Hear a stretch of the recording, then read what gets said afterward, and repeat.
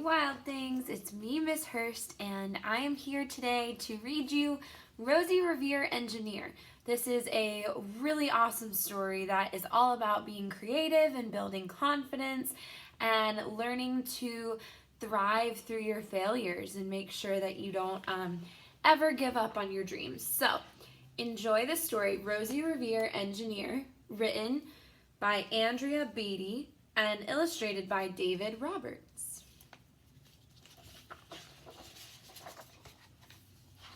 This is the story of Rosie Revere, who dreamed of becoming a great engineer. In Lila Greer's classroom at Blue River Creek, young Rosie sat shyly, not daring to speak. But when no one saw her, she peeked in the trash for treasures to add to her engineer stash. And late at night, Rosie rolled up her sleeves and built in her hideaway under the eaves. Alone in her attic, the moon high above, dear Rosie made gadgets and gizmos she loved. And when she grew sleepy, she hid her machines far under the bed where they'd never be seen. When Rosie was young, she had not been so shy. She worked with her hair swooping over one eye and made fine inventions for uncles and aunts, a hot dog dispenser and helium pants. The uncle she loved most was zookeeper Fred. She made him a hat to keep snakes off his head, from parts of a fan and some cheddar cheese spray, which everyone knows keeps the pythons away. I didn't know that. And when it was finished, young Rosie was proud, but Fred slapped his knee and he chuckled out loud.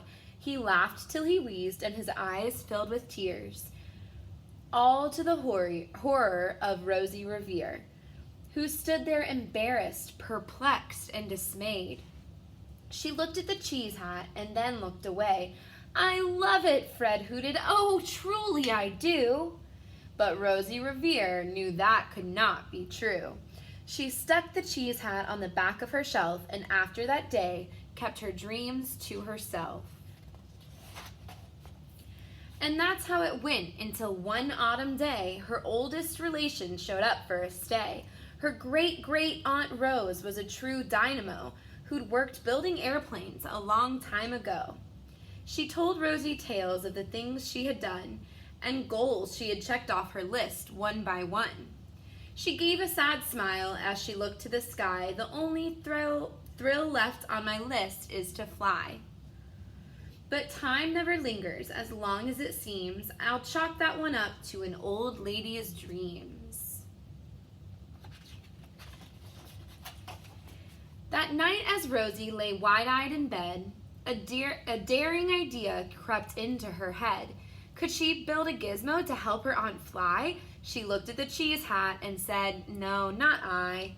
But questions are tricky and some hold on tight, and this one kept Rosie awake through the night. So when dawn approached and red streaks lit the sky, young Rosie knew just how to make her aunt fly.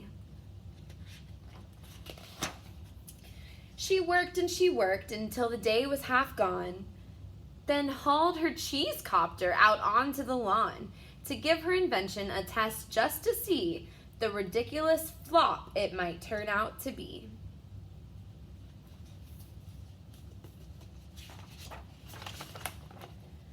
Strapped into the cockpit, she flipped on the switch.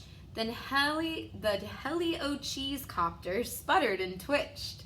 It floated a moment and whirled round and round, then froze for a heartbeat and crashed to the ground.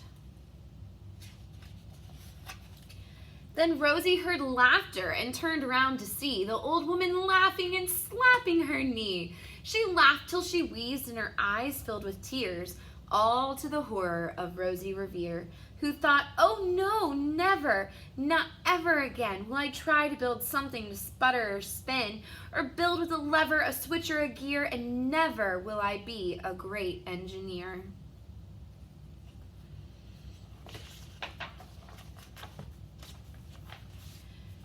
She turned round to leave, but then Great-Great-Aunt Rose grabbed hold of young Rosie and pulled her in close, and hugged her and kissed her and started to cry. "You did it! Hooray! It's the perfect first try.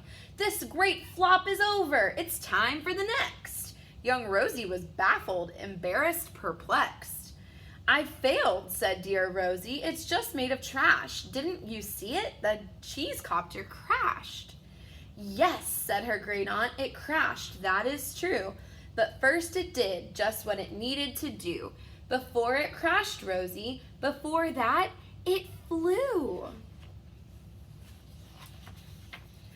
"Your brilliant first flop was a raging success. Come on, let's get busy and on to the next." She handed a notebook to Rosie Revere, who smiled at her aunt as it all became clear. Life might have its failures, but this was not it.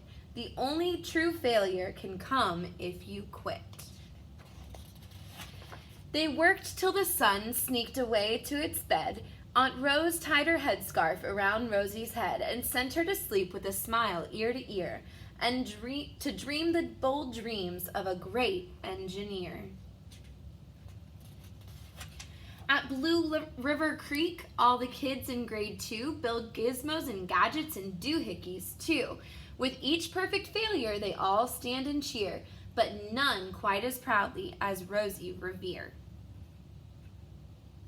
Look at how excited she is for them. The end.